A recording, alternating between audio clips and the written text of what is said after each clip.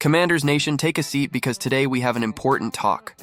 After the narrow victory against the New Orleans Saints in Week 15, the word that best defines this result is warning. Yes, we won the game 2019, but there's a lot we need to fix before the final rounds. It feels like Washington let the opponent breathe too much and almost paid the price for it.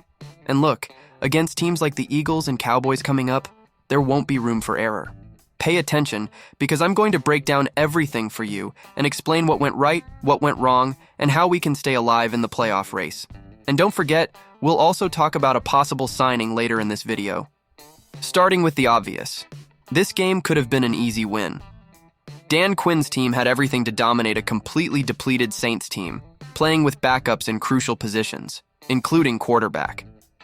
We dominated possession with almost double the time and had good control of yardage, outgaining the Saints by nearly 100 total yards.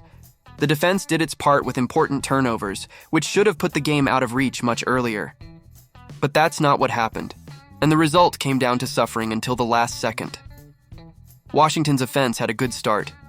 Jayden Daniels shined in the first half by connecting 2 touchdown passes with Terry McLaurin, putting the Commanders in a comfortable 14-0 lead before halftime.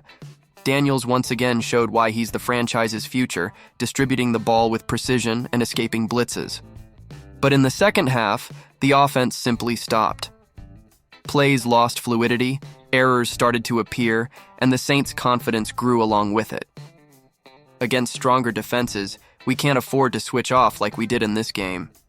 Speaking of errors, penalties were the biggest problem in this game. The defense, which started so well, committed silly and often unnecessary fouls.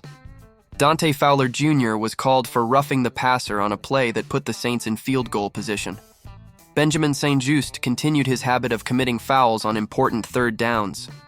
Even the offense had its share of blame. Nick Allegretti's penalty almost cost us the victory at the end, not to mention Greg Joseph's frustrated field goal attempt, which could have sealed the game much earlier. Now, we have to be fair. Not everything was bad. Terry McLaurin continues to be the man, showing why he's one of the best receivers in the league.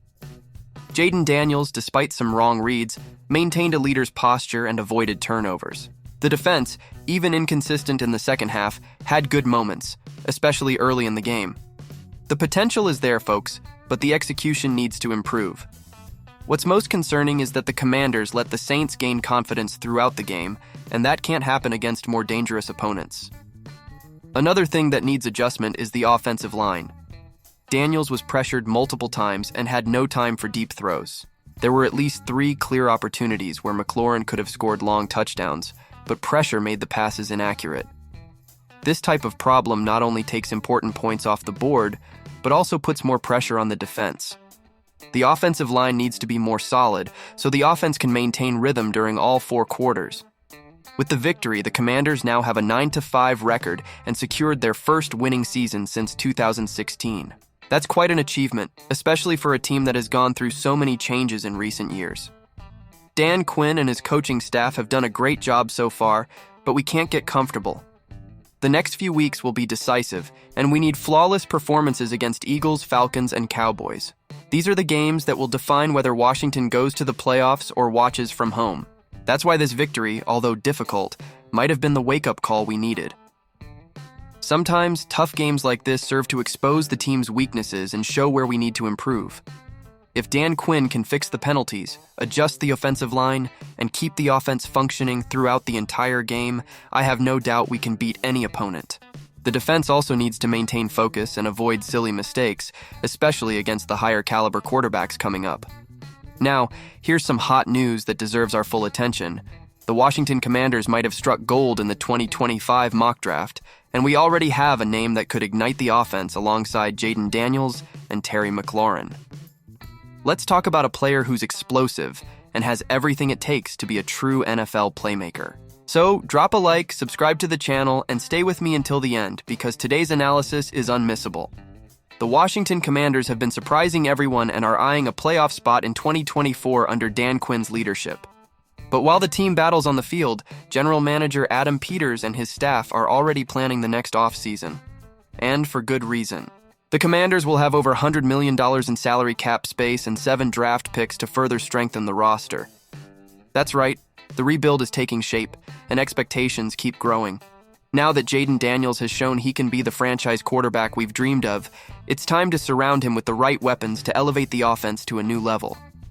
Terry McLaurin has been spectacular, worthy of all-pro honors, but he can't do everything alone. And this is exactly where Luther Burden III comes in, a talented, explosive wide receiver who could be the perfect complement to McLaurin in the offense. ESPN's Field Yates brought an interesting projection in his latest mock draft. He believes the Commanders will select Burden in the next draft, highlighting the young talent's potential. According to Yates, Burden is powerful and explosive, creating plays with the ball in his hands like few in his class. Although his last season was modest, much of this was due to Mizzou's offensive system that didn't favor him. In other words, the kid has plenty of potential to shine at the professional level. If you don't know Luther Burden III, it's worth paying attention. This guy has everything we look for in a modern receiver. Explosion in his first step, sure hands, and an absurd ability to gain yards after the catch. Plus, he's not just a receiver. Burden also contributes in blocking when needed, showing the versatility we value so much in Washington. With him and McLaurin on the field, Daniels would have an offense capable of challenging any defense. The question remains, will Burden be available when the Commanders are on the clock in the draft? The talent is undeniable, and he's already been projected as the best wide receiver in this class. His weaker year in 2024 might make him fall a few positions, but this could be an excellent opportunity for the Commanders.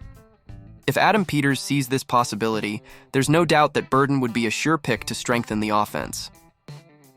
Another important point is the contract situation of our secondary receivers. Players like Olamide Zaccheaus, Dyami Brown, and Noah Brown will be free agents next offseason, making the search for reliable reinforcement even more urgent. We can't depend solely on McLaurin, even though he's one of the best in the league. Bringing in Burden would mean a more balanced offense and, importantly, an investment to maximize Jayden Daniels' rookie contract. For us Commanders fans, expectations are high. We finally have a franchise quarterback and a competent coach leading the project. Burden's arrival could be the final touch to transform this offense into an unstoppable machine.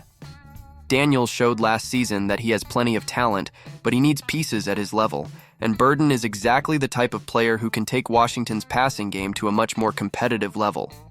In the end, everything depends on how the draft unfolds. Burden could be a bargain if he falls to the Commanders, but we also can't rule out other teams seeking talent like his.